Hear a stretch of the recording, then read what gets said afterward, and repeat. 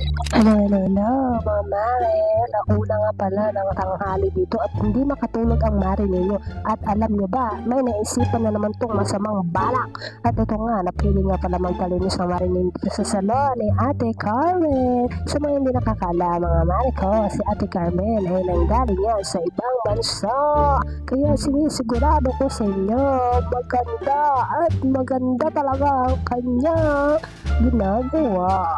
Mga Marco, hindi ko first time to nagpalinis kay Ate Carmen, ano. At saka yung anak niya ako magpa-Brazilian sa kanya. At itatry natin yan sa very soon na mga Marco, ano. Si Ate Carmen ay mabait. Mabait talaga yan kapag nagpapalinis ako sa kanya o nagpapagawa ako sa kanya, mga guys. Inaano niya talaga ako, nakausap niya ako. So, hindi ko namamalayan. Natatapos na wala. Diyos ko, sa Ate Carmen kasi ay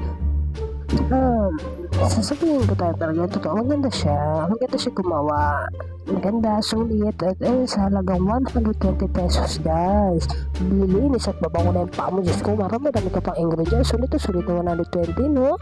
Diyos ko, eto to na mga mare, magdala na tapos natin comment, maganda at ito na, tsuran, tapos na ang aking magandang pa, bye bye.